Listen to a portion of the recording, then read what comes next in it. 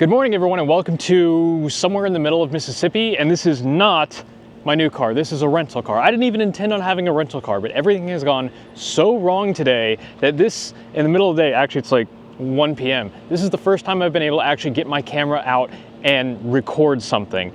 And the comedy of errors that resulted in this actually started months ago when I first booked this trip to Meridian, Mississippi.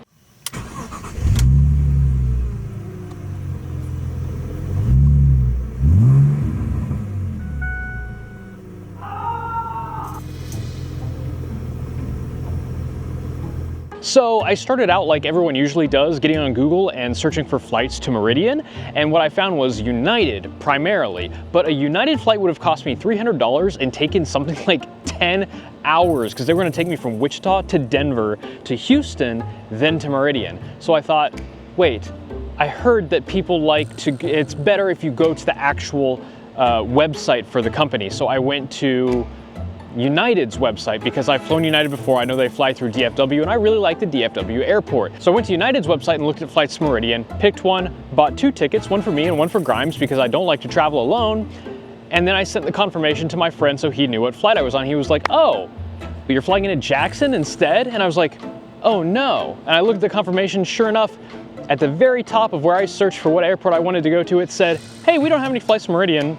Here's our nearest location instead. So already I'm flying into the wrong town, no problem. He can drive, pick me up. It's 2 hours each way. So adding a ton of time to my trip, but hey, whatever. The United flight plan was great. We'd be leaving Wichita at like 6 in the morning, getting there at 9, giving us all day for shenanigans, which is exactly what I wanted. Unfortunately, when the day came around, I misread the ticket. Most other airlines that I've flown on have an app, and of course United has an app, but the app gives you like constant updates of like, hey, your flight's about to board, hey, your flight's boarding, you need to get there. United didn't do that, and also they list their time as departure time instead of boarding time, and I misread it. So we missed our first flight by 5 minutes. Good start. Got on another flight about an hour and a half later, got out of Wichita to Dallas, and missed our connecting flight by about 15 minutes. I thought it would be in like the adjacent gate, but it turns out it was a train ride away, and that just was not happening. So then Tyler and I ran the entire length of a terminal to get to another flight that we might be able to find a spare seat on. Finally, we get there and they had 1 seat, which is why I'm here and Tyler is not. I left him in Dallas because I'm a great friend like that. Fortunately, I have other friends in Dallas, and so they're all hanging out having a party while I'm here. Because when I got to Jackson, I got a message from my friend who was coming to pick me up saying, hey, my E46 M3 broke down on the side of the highway. I'm not going to make it. Cool. So I rented a Nissan Versa or similar, and here we are. Thanks Enterprise, whatever the heck they are. So here I am in a Dodge Durango in the middle of nowhere, heading to somewhere else in the middle of nowhere to pick up my new car. So that's about where we're at. I'm gonna get back on the road. Time is ticking. I'm already gonna be driving until midnight, which I didn't want to do. That's why I did all this in the first place. If you want a hint to what the car is, I have assembled the world's douchiest outfit to let you know. While I'm in here, quick review of the Dodge Durango. The interior, pretty nice. It has wireless CarPlay, all the touch points feel okay. I am way too small for this car. My elbows do not reach any of the elbow rests. It's really, really annoying. I have no idea what powertrain is in this. There's an engine that just sounds perpetually upset with me, and a transmission that is more anxious than I am. Seriously, it has a little indicator on the dash that tells you what gear you're in.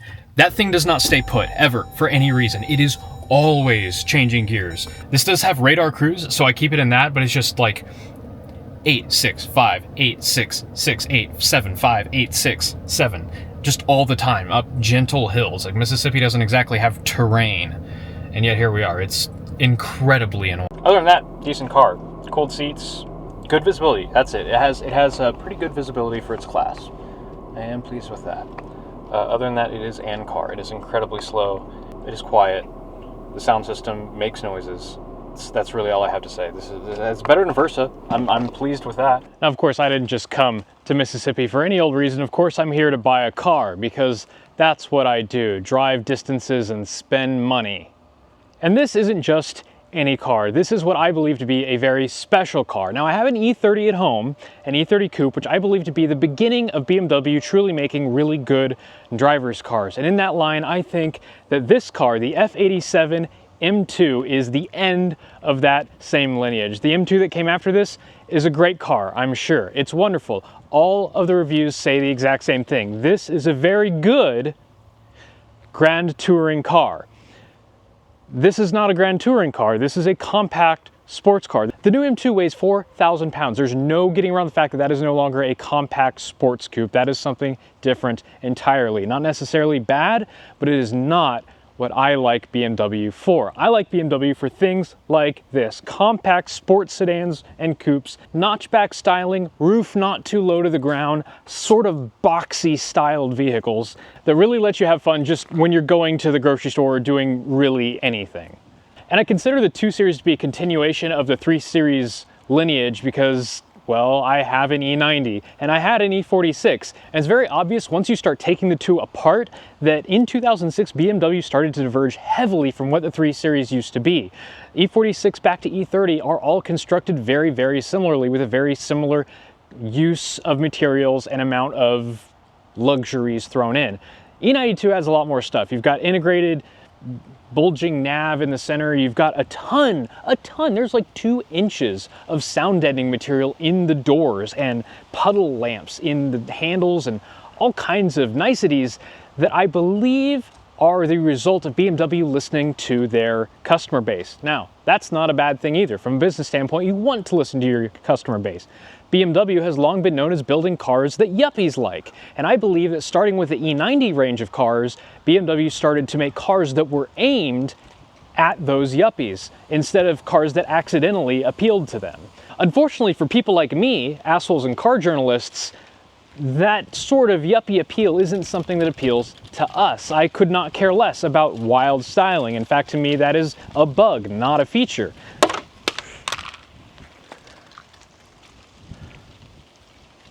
How did it survive that? The camera just fell off an X5 and landed camera side down. DJI, good job. If the rest of this video is a blurry mess, well, now you know why. So this deal's been in the works for a few months and I've been selling off a bunch of my cars to afford it because I think that I can consolidate a majority of what I owned at the beginning of the year into just this. 450 horsepower of rear-wheel drive, 6-speed manual driver's car.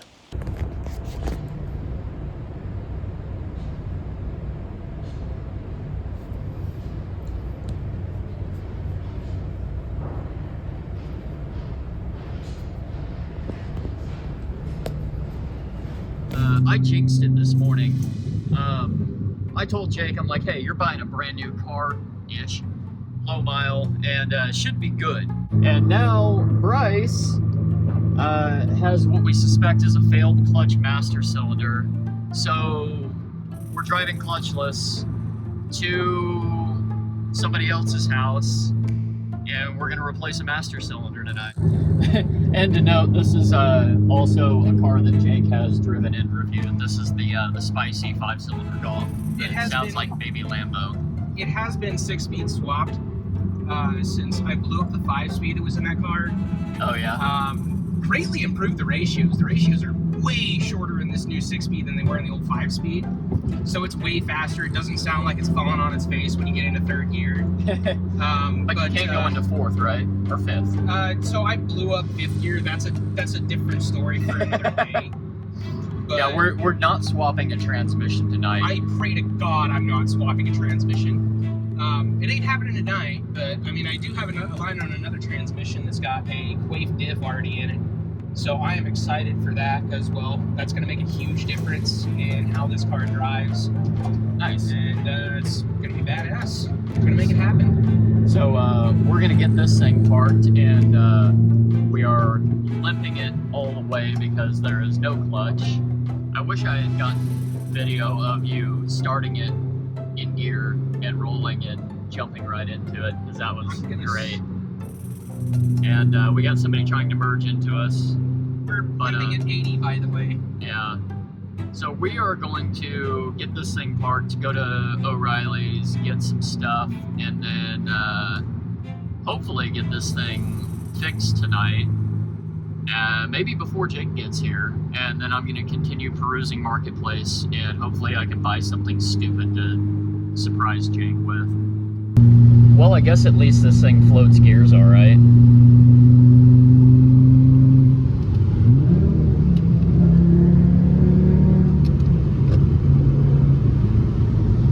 Hopefully this light turns before we idle up to the stoplight. It probably won't. No, yellow arrow's flashing over there, but they still got a green. I hope we don't have to shut it off. God damn it. Looks like I'll be getting to Dallas at around midnight.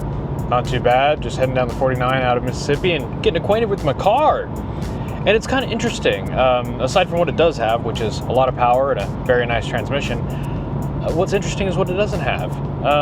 There's quite a few less frills in here than my E92 has. It doesn't have ambient lighting. It doesn't have the puddle lights on the door handles. It does have the proximity entry, which makes sense. That doesn't add a whole bunch of weight. It doesn't have ventilated seats, which do add a bunch of weight, though they are motorized, which is really heavy. No sunroof, which is an option, which I absolutely love, not having a sunroof. We have wireless CarPlay, doesn't add much weight. There's really not a ton of features in here. Just kind of what you need to have a good dailyable sports car, or road trip car in this case. It is quiet in here. It is silent. I'm very impressed. So this was a real recent failure because I checked the level in the reservoir and the level looked good, but we have a leaky master here. So we're gonna head off to the parts store, acquire a new master cylinder, and hopefully get this thing back on the road. Doesn't look too difficult. There's a little bit we got to do under the dash, and we disconnect the line from here and unplug the clutch switch. Should be able to get that swapped out pretty quick. Hey, wow, golly gee, it's got physical gauges. Isn't that a sight? And they're actually blended with an LCD in a very tasteful way, in my opinion. It just kind of, slots in there quite nicely. Also, when you get on the boost, the fuel gauge turns into a boost gauge, which is just adorable, incredibly confusing the first time it happened. The screen is okay. It's a touch screen, which I'm indifferent about. I still prefer using the iDrive knob for, safety reasons primarily. The AC is absolutely fantastic. Not a whole lot to say. Also, I love this steering wheel. This steering wheel is an absolutely 10 out of 10 design. Such a huge fan. All right, so I've got the feed line disconnected here, and just pulled the clip off of that line. Should be able to just unhook this somehow.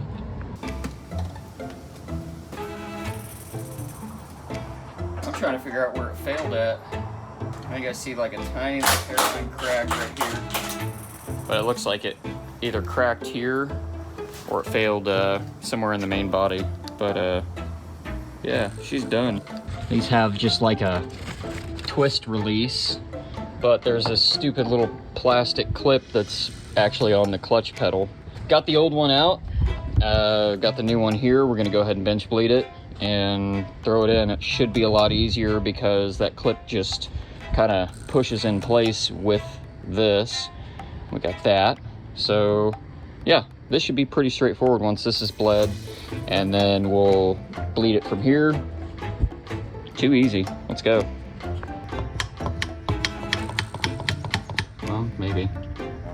Make sure that we have minimal air bubbles in this, because if we have air bubbles in here, it's going to be impossible to bleed this thing. Let's plug this in.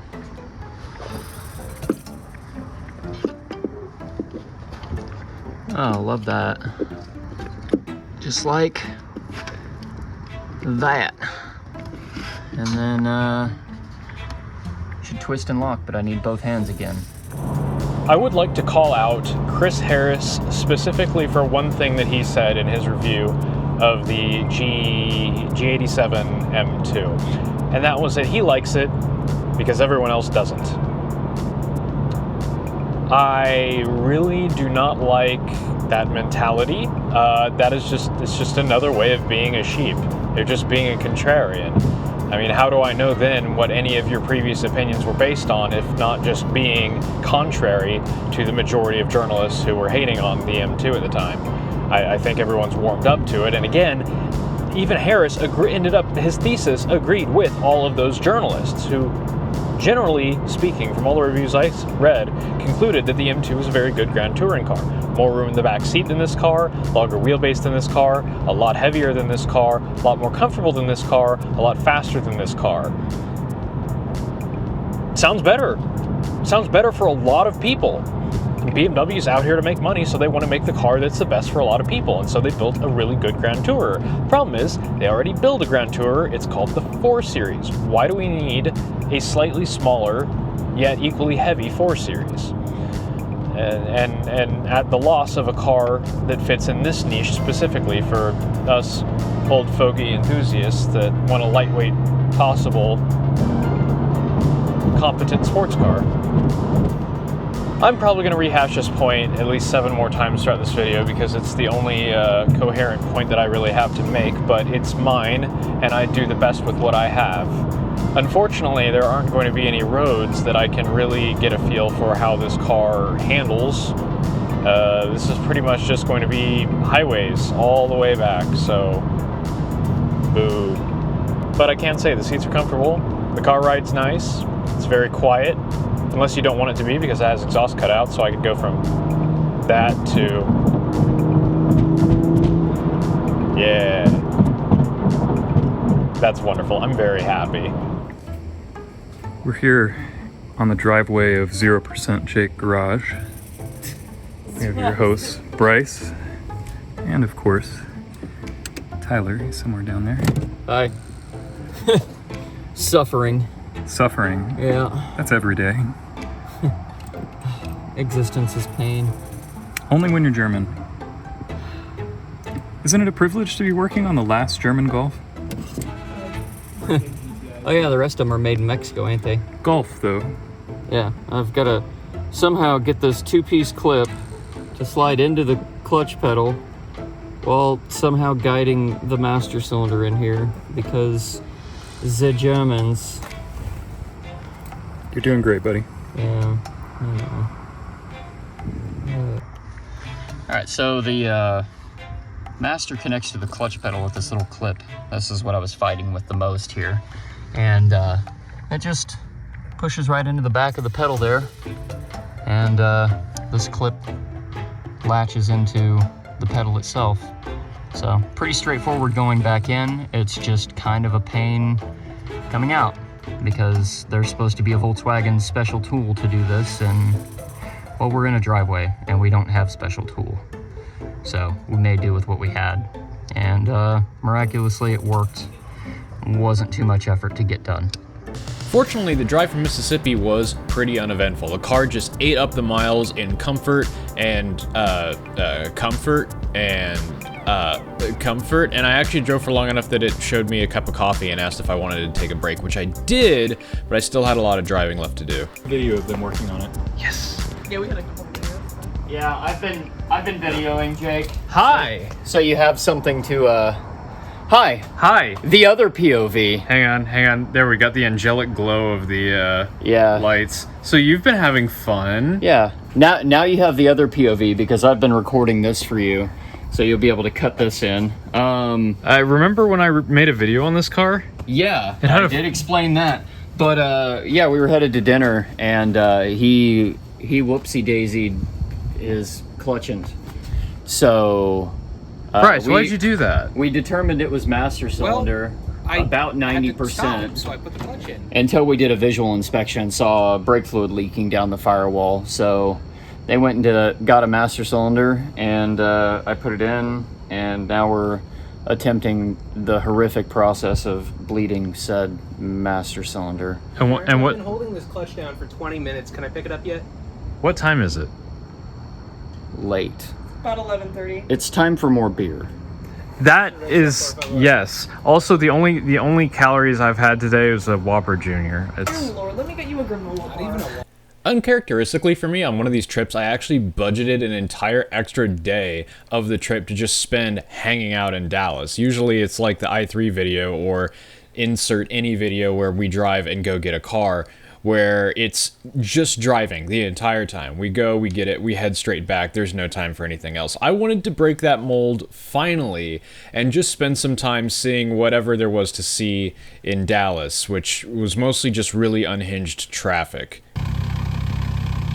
The next day, though, we were able to get all our cars and do some shopping, and we found a Korean market that had some stuff.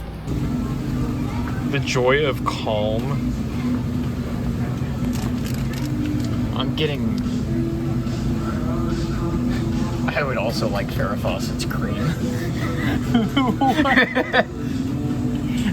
What if we had Greek moments? That sounds awful. Marilyn Monroe's Wild Cherry.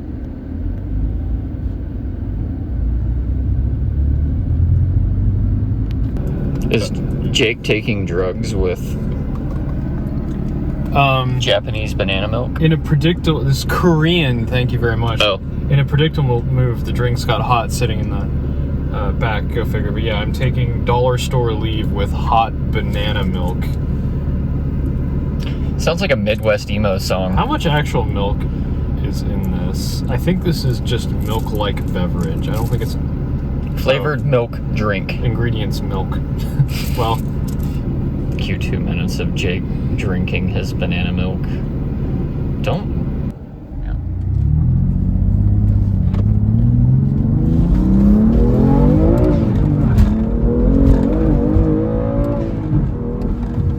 Jesus Christ. For lunch, Grimes had been telling me about this restaurant that he saw on TikTok where you go inside and then you pick up a payphone and speak a password into it, and then the wall opens and you're here in a library with the biggest menu of drinks I'd ever seen. This thing's like 7 pages long and all of them are like this.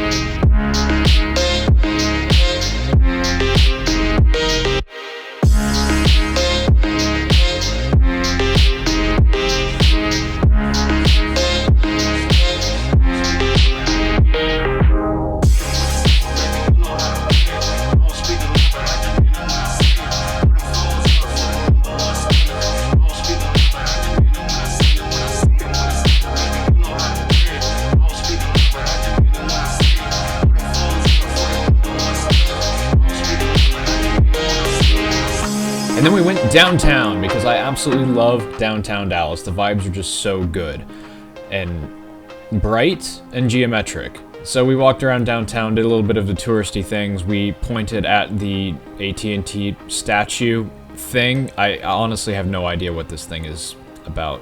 Naturally, we had to take some incredibly powerful selfies because it's what you do. It's so bright. The people in there must just hate their entire existence. Why are there no windows? Why does this building, it runs Linux, there's no windows. How am I gonna play Halo now?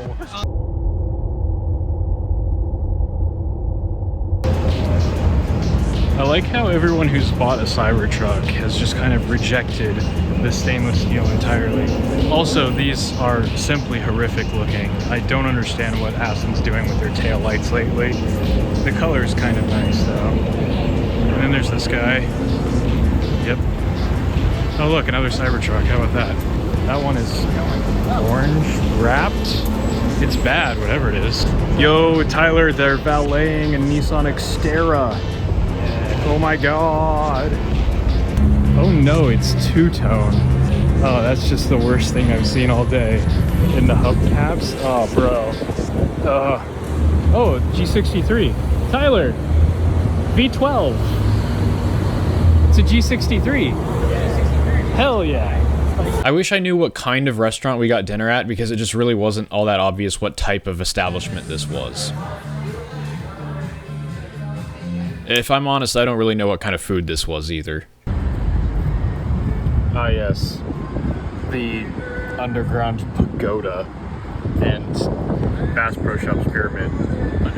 I do want to meet whatever executive thought it'd be a fun idea to put this BMW Isetta in like a bank lobby, because that person was 100% correct. That is a fantastic idea.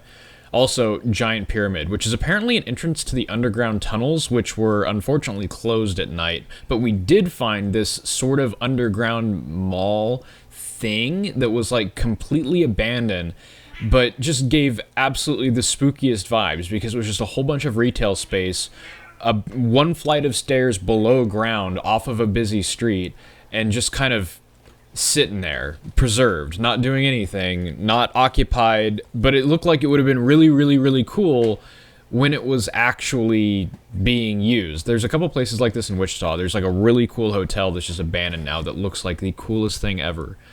But of course, nobody goes downtown anymore in big cities. They've just all died, and you're just left with stuff like this. Eventually, we saw everything that downtown had to offer, including a grassy area where absolutely nothing happened. So the next day, we got up and continued to do basically nothing of interest.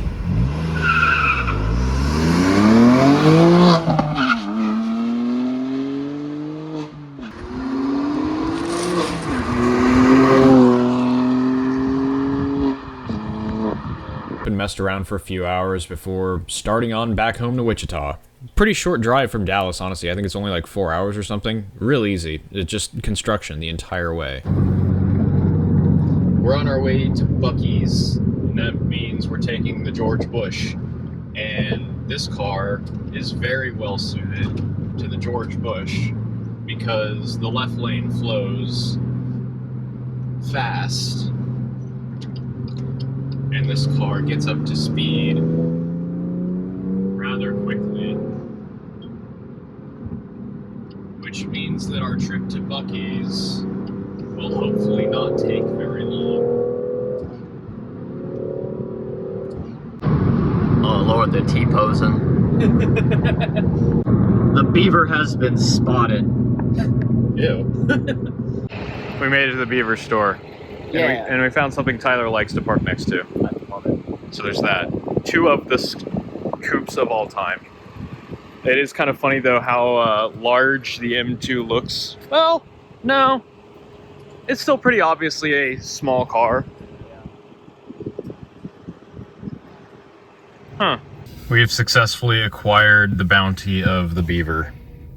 Yeah, I got my merit badge. Yeah, honestly, the M2 proving to have very convenient locations for Buc-ee's sandwich and also Oh, hey. teriyaki. The passenger door has a burrito holster. Yeah, for quick access. Burrito holster's my stage name. Bottom text. Oh yeah, the center console is broken somehow. Or Tyler's best guess, which given how clean that brake is, I kind of agree with, is that they broke this out to put the JB4 in, or something. I don't know. That's weird. I'm guessing they were trying to tuck the harness or the module or something back there, because I think the ECU, I don't know where the DME box is on this, and I don't know how the JB4s are installed, but I assume that like some wiring or something was done, and they pulled that back to tuck it and it snapped off. Yeah, so there's... You got quick access now. I guess, to whatever the hell that is. It doesn't look like much, but it's there. Also, why BMW? It's just like bare carbon fiber weave with no clear coat or anything. It's real carbon though.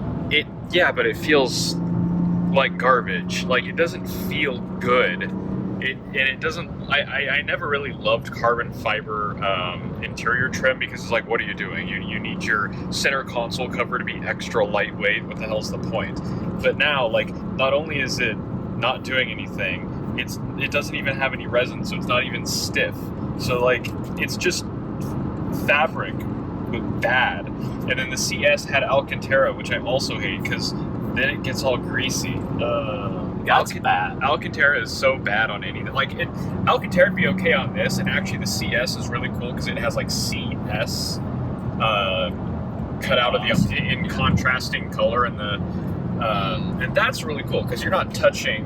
You know, you're not sitting here like, oh yeah, you're not grabbing it. But like Alcantara here would be the absolute worst.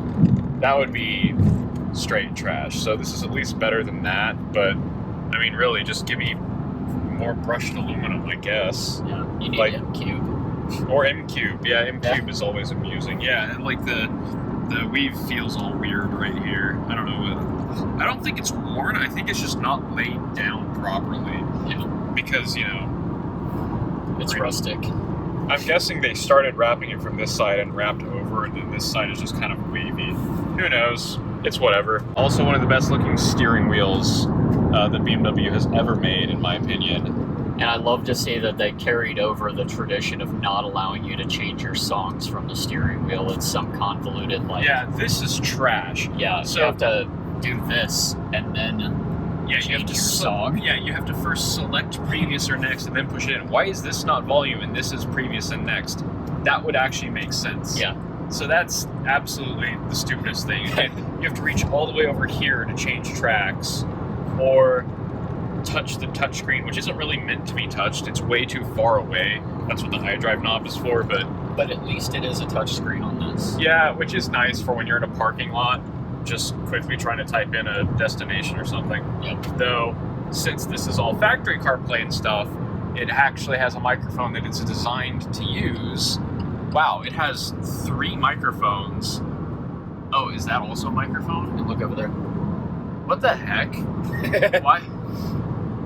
Why so many microphones? Goodness gracious. It wants to record you in spatial audio for Siri. Well, I guess that explains why Siri works so dang well. Yeah. I wonder if these are used for noise canceling or something. Speaking of spatial audio, another thing I noticed when you were out taking video of it in the parking lot, and you were walking behind it and the parking sensors were going off, but it wasn't just a single like monotone. It varied in intensity based on how far away you were, and it would pan across as you walked behind the vehicle. It would give you like audible feedback where the obstacle is and how far it is. Yeah, it is Which is super neat. extraordinarily well executed. I just noticed this. What? I wonder what that is. A little triangle on the. It's like it has proof. I wonder if it's because these mirrors are used on the M4 and M3, which have blind spot. blind spot. Yeah. I don't think this car has blind spot, or was available ever with blind spot. Anyway, At least it has comfort access. yes, comfort access is a big win. Also, the M stitching is cool. Well, we made it back to Kansas, and actually we've been back for a few weeks now, and I've been driving the car, and I have a few thoughts on it. And there's one modification that I do want to do to this. Fortunately, it's not much. So, this interior, overall, it's not bad. I don't love it. I don't love the design. It's kind of all based around, like, weird... whatever, I don't know, these shapes. I don't think it's going to age all that well. The steering wheel's fantastic, and all of it is about 1 billion times better than whatever on earth is going on with the new M2. That interior is just an abject disaster. However, there's this right here. Piano black plastic. I hate it. I hate it so much, so we're going to make it go away. I took the car and my own happy ass down the street to my friend Scott Barber's detail shop called The Barber Shop. Clever name. And we installed some PPF on the rear trunk so that I could get stuff in and out of my reasonably practical sports car without risking damaging the rear bumper. This pearlescent color seems like it would be pretty tricky to color match, so I really want to avoid any body damage on this thing if at all possible, and I do intend on using it, so an ounce of prevention is worth a pound of cure. We also got some matte PPF to get rid of the glossy part of the center console, and we started out with a pre-cut section based on someone else's template, and after a few minutes of struggling with it, it was determined that it fit like absolute garbage. So things escalated pretty quickly, and I tore the dash apart to remove the section of trim entirely so that we could just lay out a flat piece of matte PPF on it and cut out the desired shape. This was an incredibly tedious process, but I was impressed with how much care and effort Scott put into making sure that it wasn't a messy job.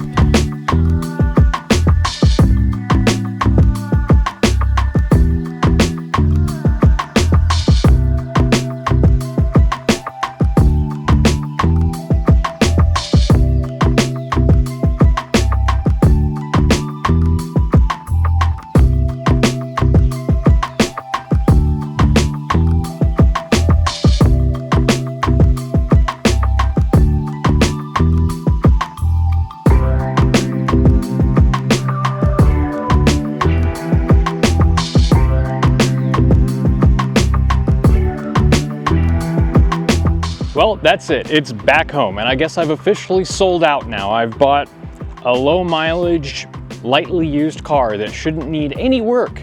And if it does, I'm not gonna be the one that does it. This is gonna get worked on by the Ninja. I am not touching this car. I've been incredibly lucky these last few years, and I'm extremely thankful for all the help, support, and opportunities that I've received from my friends, employer, and others. And I just kind of figured that it was time that I see something from it. Of course, I got the i3, and that's kind of ended up being an incredibly reliable car as well, but something that is truly new, mine, something that is actually nice. And I also really wanted to get an F87 while they were still newish cars, before they were all hooptied out, before they all had miles on them, because I do think that this is the last car like this that will ever be made. Everything you need, nothing you don't, rear-wheel drive, manual, sports car. There's leaves everywhere. As always, big thank you to my Patreons who are scrolling somewhere for their consistent support of the channel, and thanks to all of you for watching.